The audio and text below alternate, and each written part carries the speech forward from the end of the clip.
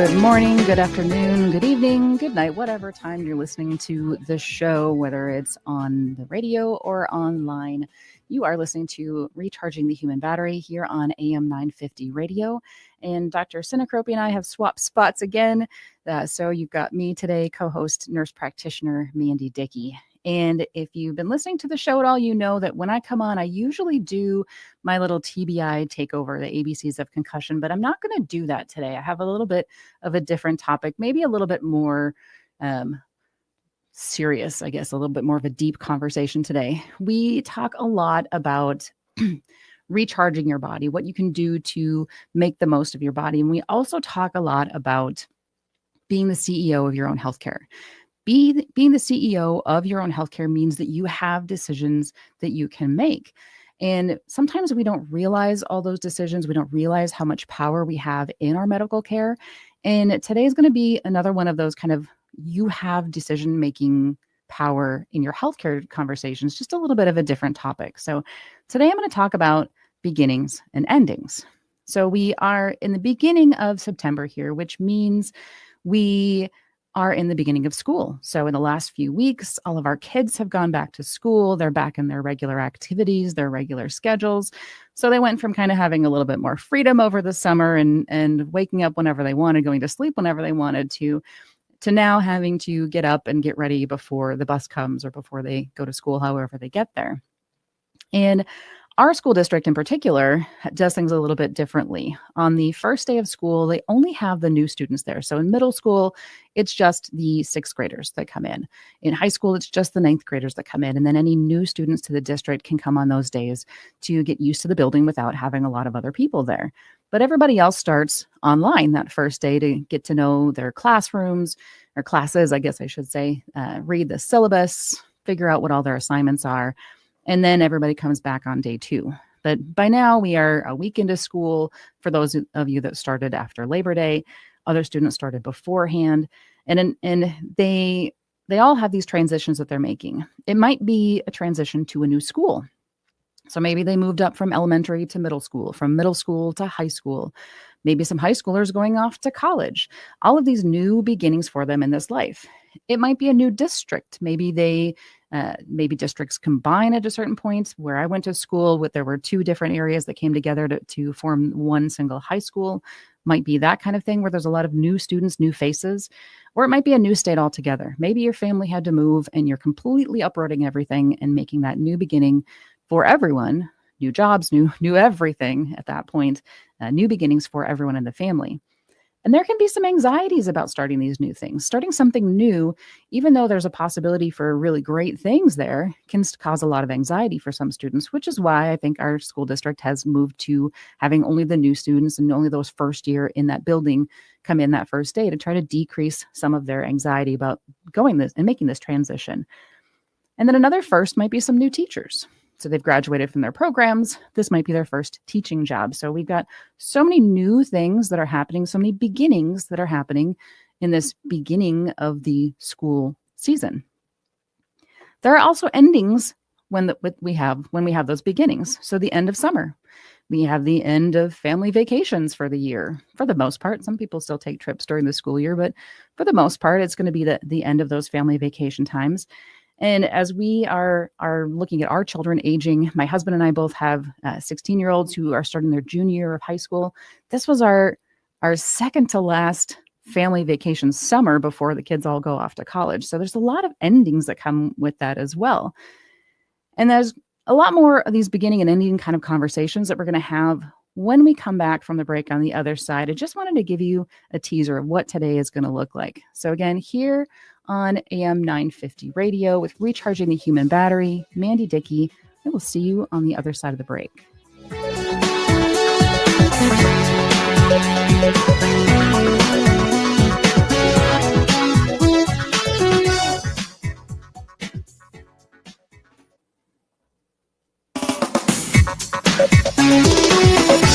And welcome back on AM 950 radio here with Recharging the Human Battery. Again, co-host, nurse practitioner Mandi Dickey here. And we're talking about beginnings and endings today. So at the beginning of the show, I was talking about how our kids have been going back to school, starting all of these new transitions. But with those beginnings come the endings, as I was mentioning. So, the end of summer, the end of those family vacations.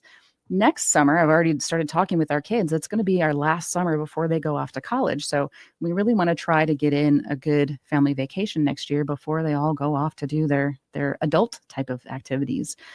And then for some students, thinking about that, this might be their last first day of school as you're following your friends, your family, and everybody's posting their kids' first day of school pictures. You're also getting some of those that this is their last first day of school picture because they're seniors in high school.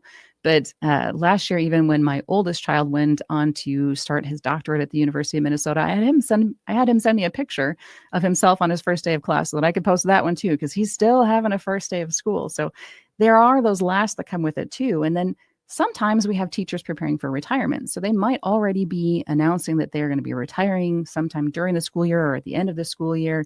And we have these endings that come along with the beginning. So when one door closes, another one always opens, right? So all of these beginnings and endings happen together. And all of these other beginnings that might start, there's a lot of beginnings and endings within healthcare over the summer. So that we didn't really talk about those as they happened. But in July every year, we have a new crop of medical students that start, or medical residents. So they switch, and we've got some graduating at the end of their programs that they finish at the end of June, and then 1st of July, these new residents are starting. So we've have all this shifting over the summer with beginnings and endings, and we have these new nurses graduating from nursing school and passing their board certification exams. And again, we've got beginnings and endings as we go through that summer. And then summer is always full of weddings, the start of new families, and then we get to end of life, kind of the biggest ending that we have in our life, right? And as far as I know so far, life is a terminal condition because none of us have figured out how to get out of it without going through that end of life position. So regardless of whether it's expected or not at the time, it's still difficult to deal with end of life. So this is going to be the majority of my conversation today with you guys today is talking about this end of life. And in these last few weeks, we had the beginning of school. We had all that excitement of everybody starting, and then we had a school shooting. So we had families here in Minneapolis that had to deal with the unspeakable. They had ending of life as their students were beginning their school year, which I could go on and on that one forever, but I'm not going to get real deep into the weeds on that one, other than it wasn't expected. It shouldn't have happened. During COVID, when we had the massive beginnings of the COVID stages, our morgues were filled to capacity as society was dealing with this new novel virus that was wiping out people with low immune systems. And we just weren't ready for that kind of virus to take on our society. And in the US alone, it's estimated that there's somewhere around 5,500 new cancer diagnoses every day. And it's estimated that around 1,600 people die from cancer every day. So we have a lot of endings, some of them kind of expected because of this cancer, but we don't expect to get cancer. So it's still unexpected, even though we're expecting the end at that point. Globally, it's estimated that about 7,000 people die from chronic illnesses every day. And we've talked about chronic illness a lot on this show. Many of those chronic illnesses could be prevented or changed or altered if we take that role on of CEO of our own healthcare and make some different choices in our life. We have 22 million people approximately needing end-of-life care at any given time. So that's, again, why are we having this end-of-life conversation? Because it is such a prevalent thing and we see these huge numbers. But even with these numbers, at no point is that end of life easy to deal with, whether or not it's expected, whether or not we see it coming and we know that it is coming. And in my 13 years of being a nurse practitioner, I have dealt a lot of bad news to patients and their families. I have diagnosed malignant brain tumors. I have diagnosed rare brain infections that you only hear about it in articles, and then I would see them in person and never think that I would actually see them in person. Devastating brain bleeds and strokes. And all of these diagnoses came with that terminal condition that this loved one of yours is not going to live any longer. I think the hardest one, the one that still sticks with me the longest, is this 90-some-year-old patient that I had. The patient was not going to wake up, and I had to have a conversation with her family. And she and her husband had been together for like 70 years. longer than I can even imagine to be with a partner at this point in my life. So 70 years together that they had spent, and I was giving him the news that his wife was not going to wake up from her diagnoses. And he understood that she was going to a better place, and he knew what her wishes were. He knew that she didn't want to suffer. He knew that he didn't want to prolong her body lying in that bed just to appease their family's emotions. They were very comfortable knowing that she was going on to a better place. And at one point, he was actually consoling me because my voice was cracking. How do you tell somebody that's been with their partner for 70 years that they're no longer going to be together? That was a really hard conversation for me to have. But he made it so much easier. And I think it was less of me hugging him, but of more of him hugging me at that point, because he was okay with that. And how do you find a family that's okay with that? It's really hard to see that. It's not something you see every day, and not something that I've seen every day in healthcare, giving out that news. And then alongside of that, so as I'm getting teary, I keep thinking about the fact that they teach us in school, in nursing school, medical school, PA, nurse practitioner, any of those programs, they're teaching us not to get attached to our patients, try not to have emotions. But it's really hard not to be a human and have emotions when you're dealing with a case such as that, when you've got somebody who is losing their partner of 70 years. When, again, I can never even imagine to have a partner that long.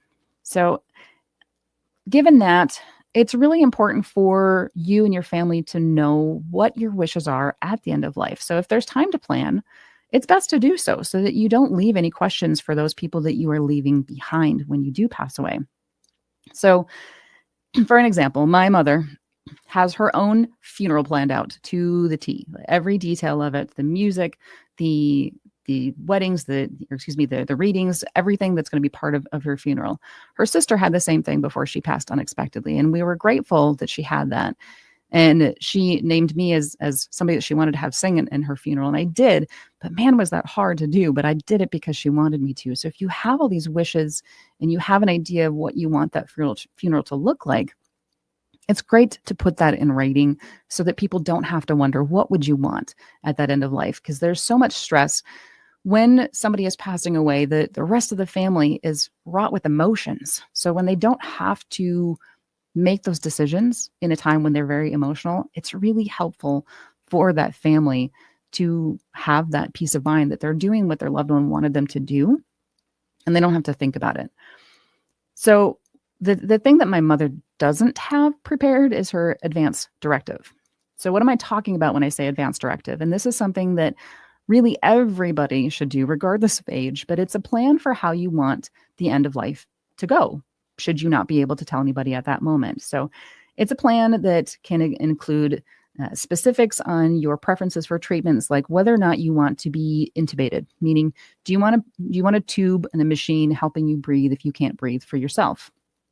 Do you want a feeding tube if you can't eat and swallow and drink on your own? Do you want an IV for any kind of fluids or nutrition? How about resuscitation? Do you want us to do compressions and try to bring you back if your heart stops? And people don't think about these things. They just say, well, yes, I want you to do everything you can to try to save my life.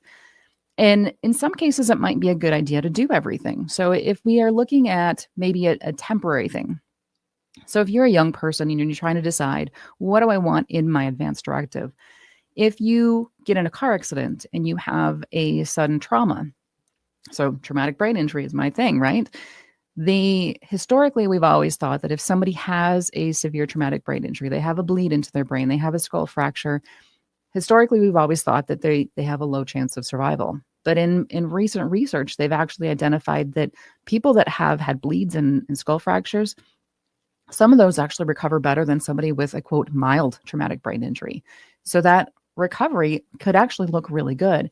And they've come out with a statement in the last year that really we shouldn't be making decisions on end-of-life treatment in the first 28 days after somebody has a traumatic brain injury, because they still have that possibility of recovery and getting back to a meaningful life.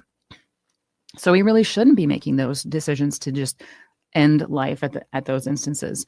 So if you're a young person who might be looking at that as a possibility in your future, and it could be the possibility for any of us. You might think that, for a short period of time, yes, I do want that feeding tube to help me survive and give me a chance and see if I can recover. Yes, I do want that breathing tube to help me survive and give me a chance and see if I can recover. Rather than saying, no, I don't want any of those things at all. You can list that in this advanced directive to be specific on, in this instance, in X, Y, and Z instance, I am okay with these tubes. In a different instance, I am not okay with these tubes. If it's not looking like there's a chance for me to recover, no, I don't want those life-saving measures.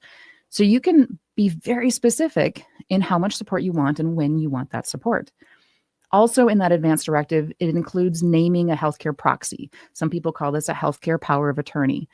Healthcare power of attorney and plain power of attorney are very different. So a financial power of attorney has that power to make financial decisions for you. A healthcare power of attorney, somebody who is named in this advanced directive for making your medical decisions, can only make your medical decisions. They do not get access to your bank accounts and have everything else. They can only make those medical decisions that you have laid out. And essentially, they're not making the decisions, they're just enacting. They're following through on the wishes that you already laid out for them. So that's the person that can speak for you if you can't, and they can follow those wishes that you've already set forth. So it makes it really easy for that healthcare power of attorney, that healthcare proxy. They don't have to make any decisions. They don't have to think about anything. All they have to do is flip to that page, and this is what my loved one would want in this instant. That's all they have to do. So they're just enforcing what you've already written down. So with that said, it's really important to have a conversation with that person that you list as your healthcare power of attorney, your healthcare proxy, so that they know what your wishes are. At one point, when I had made a document, I'd put one of my sisters down as my healthcare power of attorney, and she said, "Okay, well, great. Well, just let me know what your wishes are." So she's not surprised in the end as well. So they need to be knowledgeable, and they need to be willing to carry out those wishes that you have. Advanced directive is not a living will. These are two very different documents. So a living will, if you've heard that term, has a very narrow focus. It just is focused on end-of-life treatments, whereas that advanced directive is much more broad. It can include all future medical care, not just end-of-life, but anything in that transitional period that we're kind of talking about. If somebody gets into a traumatic accident and they have a chance of survival from it, we might be just doing that care in the supportive phase and not thinking about the end of life at that point. An advanced directive can include a living will, but they are not synonymous. They are not the same thing. And I've heard a lot of patients and family members kind of confusing those two titles and what those documents are. Why is it important to have this? If you have a large family and they may not all be in agreement with each other, maybe some people are very much pro doing everything to keep you alive, and other people are very much not, because maybe there's a belief that you have an expiration date. We don't know what our expiration date is, but there is a greater power, whether you believe it's God or whether you don't, that God would be calling you home at the end of your life. And some people would say that if you're doing these things to stop it, that you are stopping God from taking you home. So there might be very different extremes in your families on your experiences and what you want to have at the end of life. And I say this from experience, from working in the hospital and seeing this happen, where family members start arguing with each other and fighting at the last minute because their loved one didn't have anything written down about what they wanted, and everybody was fighting about what they thought the person was going to want. So you really are relieving your family of having those arguments if you put things in writing. So it's really, really important to make your wishes known. Let them follow the wishes rather than trying to think about what you may have wanted, because your family members may have very different opinions on that. And then it's just really easy, again, as I mentioned a little bit earlier, when we have all these emotions, trying to think about what the person may have wanted during that time frame is really hard to do when you have all these emotions going on about this is your last moment, and what can you do and what do you want to do? Whereas, again, if it's spelled out, you just flip to that page and you find what your loved one's wishes were. There are facilities that are better at following these wishes than others. Probably about a decade or so ago, I heard that the facility that I was working with was known as a good place to go to die. That does not mean that you go there and they don't provide care to you, or they provide less than quality care. It actually means that they have a great palliative care program, and I'll talk about that in a moment here. They're great about following your end of life wishes. So if you want to go to a place where you know that they're going to follow through and do what you want to do rather than trying to push you into doing things that you don't want at your end of life, those are the facilities you want to go to. And you can find a Google list that will tell you some of these better places that have these great palliative care programs. And again, that does not mean that they're not going to take care of you. It doesn't mean that you're going to go there and they're going to just quickly end your life. That is not what that means. It's the exact opposite. People know that they are going to get cared for when they go to a facility like that. They know they're going to be comfortable. There are a lot of things that we can do to extend people's lives sometimes. But just because we can doesn't mean we always should. Again, it's looking at that quality of life. What's in the best interest of the patient, your loved one? What is in their best interest? Sometimes we, as the people who are still here, have a really hard time letting go, and we want to hold on to that person as long as we can. But the thing you need to remember is that as that person is coming to the end of their life, it's not that same quality of life that they had when they were awake and not in that hospital bed. So that's the thing that we need to think about, and not be so selfish on our own because we're not ready to say goodbye yet. So I said I was going to talk about what palliative care is, and I'm going to talk about that here a little bit too. Palliative care sometimes has different meanings to different people. And in some places, palliative care is considered to be end-of-life care. And that may or may not be synonymous with hospice care. I think a lot of us here in Minnesota are knowledgeable about the word hospice, meaning end of life. Typically, you have to have a diagnosis that says that you will have less than 6 months to live, or up to 6 months, but in order to qualify to be on hospice care. Some states call that palliative care. So depending on where you live in the United States, you might have a different terminology for that. But palliative versus hospice does not necessarily mean the same thing, even though some facilities might call it the same thing. So if you're assumed that it's going to be 6 months or less, you can qualify to enter these hospice care programs. And it does not mean that you absolutely have to pass within those 6 months. I have talked to people that work in hospice, and they have some patients that do stay under their care for a couple of years, because none of us have crystal balls that we can say exactly when that expiration date is going to come. But we anticipate, and things can change. Sometimes if you are providing more comfort-based care for people, they actually will live longer because they're more comfortable. So palliative care in other instances, it's taught in medical education that it's palliative care helps to palliate, make them comfortable with any kind of chronic disease. So you can be, in Minnesota, you can be accepted into a palliative care program having a chronic or multiple chronic illnesses, because they help you manage those chronic illnesses. They make sure that you have medications to control your pain, to control discomfort, to control any other things that come up in your life, so that you can live comfortably. Not necessarily at the end of your life, but you can just live your life comfortably. So that allows individuals to make those decisions about their healthcare. Again, that's CEO of your own healthcare, right? When you have that ability to make those decisions, you can choose what you want to do, what you don't want to do. And when we've talked about this previously on the show, it needs to be an educated discussion. So you do need to know the risks of not seeking care. You need to know the risks of seeking care, because medications, treatments all come with side effects. They all come with some sort of risk. And so does not doing those medications or treatments. But you have that opportunity to make those decisions, to be the CEO of your own healthcare and choose what you want to do, what you don't want to do, once you've been given the education on what all the options are. There should never be a time when somebody's telling you have to do these things, because you don't have to do anything. And that's probably very interesting coming from a healthcare provider telling you that, but you do have those choices. That said, you can have all of these things in place. You can have your advance directive written out. You can have your knowledge of the fact that you're in hospice care or palliative care, and you know that the end is coming.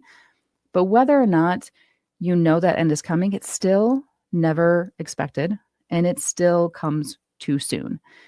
So a good example of this, my father-in-law was diagnosed with end-stage colon cancer 2 years ago, right before my husband and I got married. So he didn't want to tell us before the wedding because he didn't want to ruin our special day. But he was acting weird on the phone. So my husband got it out of him and he admitted that this was the diagnosis that he had been given. And he was given 6 months to live 2 years ago. And has not passed at this point yet. We moved him in with us about a year ago to help support him a little bit more because he was down in Arizona. He didn't have the support down there to really get all the care that he needed. So we moved him up in here with us so we could help him get to his appointments. We could go to his appointments with him and help him understand what was going on and help get better care. At that point, he was still fairly independent, could still do a lot. And actually, when he came up to us and had better health care, his health improved. We got him onto hospice care shortly after he moved in with us because, again, he was given 6 months to live again because his cancer had spread. And he continued going on, even on hospice care. So that's why I know that hospice care can go on beyond that 6-month time frame because of that personal experience with it. But 2 weeks ago, we had to move him into a facility because we weren't at the point where we could provide the care that he needed anymore. My husband and I both work. Our kids were going to go off to school. The kids were really helpful over the summer to check on him and help him out. But he needed more care than what we could provide at home. So we moved him into a facility, and it's been really hard to watch him kind of deteriorate while he's there because he's getting closer and closer to the end. And as I watch my husband prepare to lose his father, his last living parent, I'm reminded of all of those patients that I cared for over the years and all of the hands that I've held over the years as family members maybe weren't able to be there at those last moments, or maybe people had outlived their family members and they no longer had anybody to come be with them at the end of life. And I just keep thinking about all of these patients that I've had in 25 years of working in healthcare, 13 as a nurse practitioner, but 25 total. That's a lot of years, a lot of hands to be held. Which brings me to some of those self-care reminders. And this is the thing that my husband actually asked me to talk about today, because I've been reminding him to take care of himself in this whole process. If you are the family of that person and you're counting all of those last breaths of your family member, you need to remember to take your breaths yourself. You need to remember to take care of yourself because you cannot provide for anyone else when you are going from an empty battery. Again, we're talking about on recharging the human battery. We're talking about recharging yourselves. You have to take a moment to recharge yourself because you are no good to that person that is passing if you can't take care of your own health. When I was working in the hospital originally as a bedside nurse, so back in 2002, long time ago as a nurse, I always encouraged families to go home and get their rest. I encouraged them to get out just long enough to go grab a meal, whether it was just the hospital cafeteria or actually getting out of the building to go grab a meal. I let them know that their family member was in good hands and we would take really good care of them while they were out, but they needed to take care of themselves because I couldn't do that part for them. I couldn't feed them. I can feed their loved one. So they needed to go take that time to take care of themselves. While they were out, there were so many times that I would give their loved one, if he was a male, I would give him a good shave. If he was usually clean shaven and he was really scruffy, I would take that time. I had never shaved a man's face before, but I've shaved so many men's faces in the hospital, preparing them for their family members to come back and see them all clean and ready to go. I clipped toenails and fingernails and gave baths, and sometimes it was their last bath, and there were a handful of times that I still recall that we would bathe the patient, change the sheets, get everything all nice and clean, knowing that their family was coming in the morning. This was on overnight shift, and we would roll them from side to side to do all this, and they would stop breathing. And we would quickly roll them back again to get them in a position where those breaths would restart, because we didn't want to be the ones to see those last breaths. We wanted their family members to be there to see them take their last breaths, because we knew that they were coming and maybe that was going to be an hour before they were going to get there. But we wanted to make sure that their family would be present so that they didn't miss that moment. As a nurse practitioner, I still give those reminders to people, reminding families to go take their breaks, to go get their food. I'm not the one doing that nursing care anymore. My nursing colleagues are, but they're still doing it. So you still have that care that you get from those facilities as you're at that end of life. But it's still really important to take care of yourself, because the last thing that your loved one wants is for you to then have a health issue because you weren't taking care of yourself in this moment. And as my father-in-law is lying in his healthcare facility, laying in that bed, there are so many times that I've gone in and I've rubbed down his legs with lotion. I did that several times for him before at the house too, before he moved. But just rubbing the lotion on his legs, giving him that massage, that helped give him that personal touch. And my husband always laughs at me because I don't do it with gloves on. I like that physical touch because you have that time.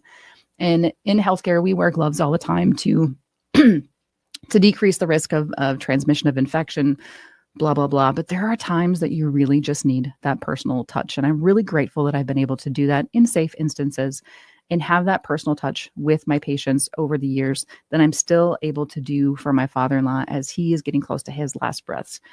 The other day I got there before my husband did, and I noticed my father-in-law was kind of scruffy. So I took out his electric razor. It had been a long time since I've shaved a patient's face, probably since before I had started working as a nurse practitioner. But man, it was kind of reminiscent of all those years that I spent in the hospital, and it made me feel really good to get him all cleaned up.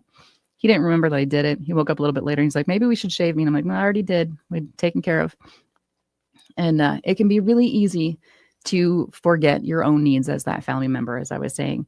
And you don't, sometimes if you're there all the time and you don't want to miss any moments, you don't want to leave that bedside, but you really, really need to. And again, you're not good to anybody if you don't take care of yourself. And if you're thinking about all of this time that you're spending with that loved one, which my husband has felt very guilty lately of all this the time he's spending with his father now because his daughter's at home, I'm at home, my kids are at home.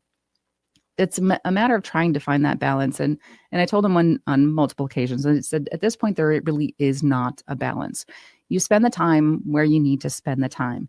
So you do need to be present for your daily life and show up for your loved ones that are still here, but you still need to show up for your loved one that is passing because their moments are fleeting. They don't have that. And I think I've seen that conversation so many times with when it comes down to our pets, but we don't think about our loved ones at the end. So we really need to make sure that we're spending that time with them so that they know that they're loved, that they have experienced life, and that they're not alone in those last moments. But again, still take care of yourself too. As a healthcare worker, I will tell you that I wrote my first advance directive for myself when I was in my 20s. I'm in my 40s now, and things have changed in my life. So as I've talked about the advance directive with you today and talked about laying out those decisions, it's really important that if you do choose to make those advance directives early in life, that you go back and you update them periodically. If something should happen to me, I didn't want my family to have to make those decisions because I do come from a very large family with very different opinions on life and what end of life should look like sometimes. And I didn't want my family to be arguing like I had seen my patients' families do so many times. That said, I named my spouse at the time as my healthcare proxy, my healthcare power of attorney. I am no longer with that spouse. So that's probably not the person that should be making those decisions for me at the end of life anymore. So if you do make your advance directive early, it's important to go back and check on that periodically. And if you have life changes yourself, then you go back and see, is that still really what I want? Is the person that's listed as my healthcare proxy still the person that I want making those decisions? And really making sure that you keep that document updated.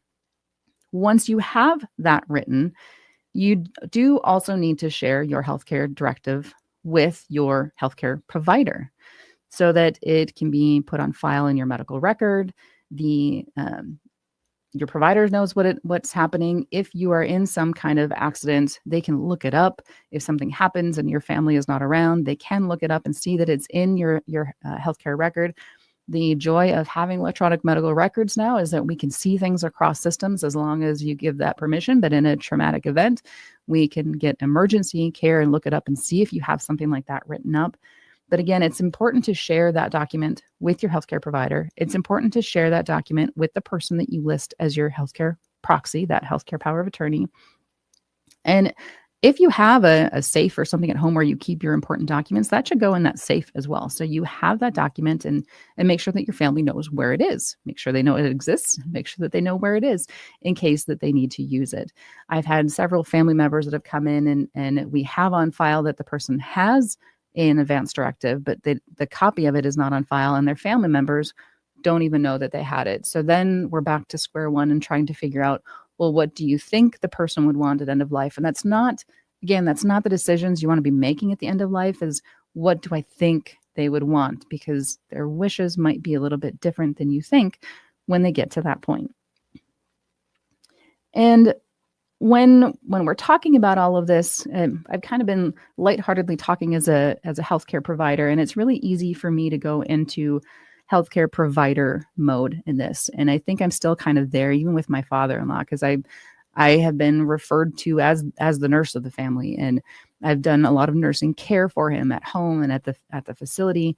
And it's really easy to be in that healthcare mode. And as family members are asking me questions, as even he has been asking me questions along the way, I give it in very medical terms, because I try to distance myself in that point and keep it kind of distance as they taught us in school, not to get attached with that.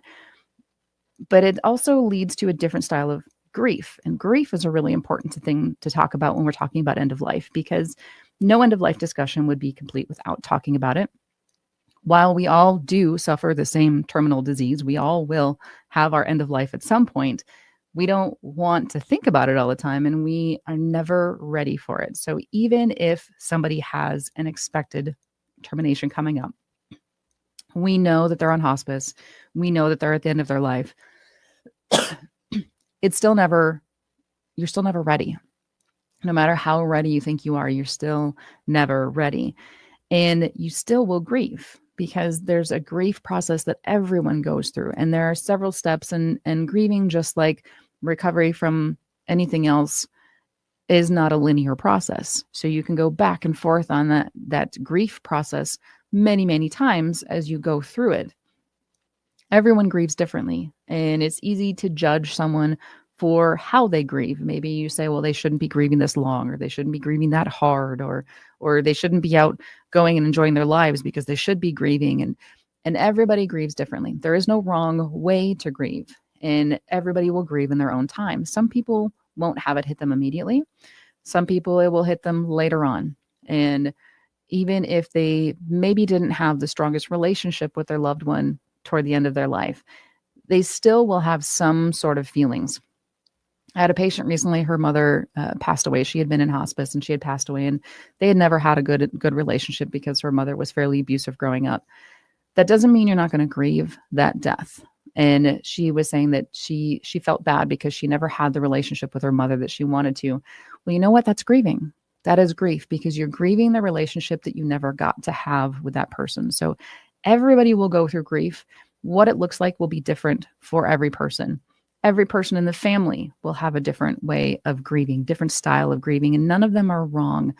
And you have to give yourself time, give your family members time to grieve. That said, the only thing I will say, a caveat with that, is to remember to be present with your other loved ones who are still here with you. I have seen this too many times also in healthcare, where people get so lost in their grief of the person that passed that they then don't keep up the relationships with the other people that are still there. And if it's a child that passes, and the parents then either become hyper focused on the other child that's still alive, or they don't really get that attention, it can make for some difficult relationships. So while you are grieving the loss of that loved one that you have, it's still important to be present and acknowledge and let those people that are still alive with you know that you love them and they are important in your life as well. So finding that balance, and again, there's never really a good balance, but just finding all of those connection points. So really deep conversation we've been having today, and there's never really a good place to pause for that, but we do need to take a quick radio break here for a moment. So when we come back, we'll talk about this much more here on AM 950 Radio with Recharging the Human Battery.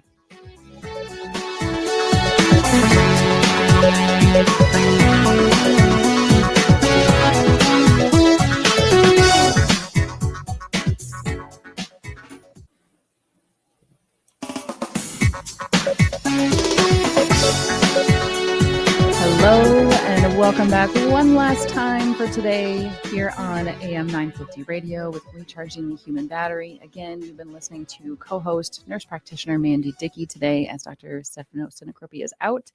And today we've been talking about beginnings and endings. We talked about at the very beginning of the show of starting school and all the new changes that come in the fall. And I didn't mention fall is actually my favorite time of year because of all the new beginnings and the changes. And I love the color changes on the trees.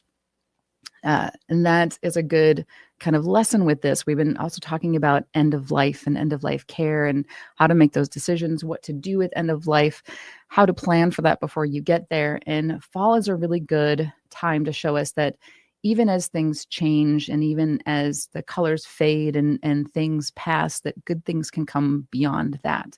So sometimes we need to shed things in order to have new things come to life. And as we talk about going through the grief process, and that was the last thing we talked about before the break, was going through the grief process of loss when we have a loved one leave us here on earth. Some people have taken that to be a negative connotation. So grief can be a really strong emotion that some people have difficulty getting back out of, and it can change how we think about the future, and it can make us much more aware of our own future endings. But at the same time, there are some people that will take that loss and make something completely beautiful out of it.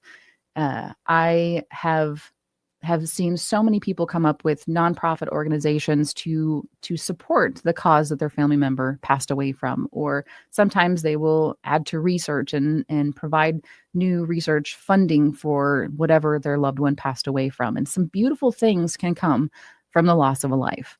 That's not to say that we're not sad about that loss that we have, but it's to say that we can take that and make a greater purpose out of it. We've talked about that on previous episodes when we've talked about healing from a traumatic brain injury.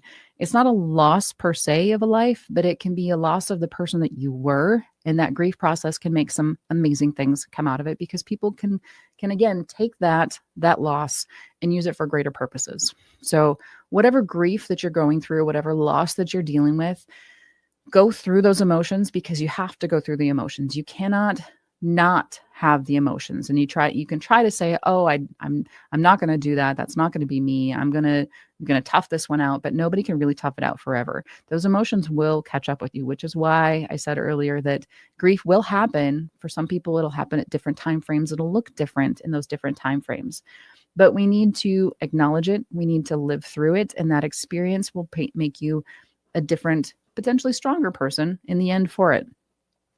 And here's a great reminder that life is very short in the grand scheme of things. So Earth has been around for millions of years. We've come and go over the time, and life is constantly changing. Things are constantly changing. We have births, we have deaths, we have all of this give and take, and life is really short, and we never are guaranteed tomorrow. So my last bits of wisdom today will be just to kind of make the most of your life. So while we're preparing to say goodbye to my father-in-law, we're waiting for those last breaths to actually happen.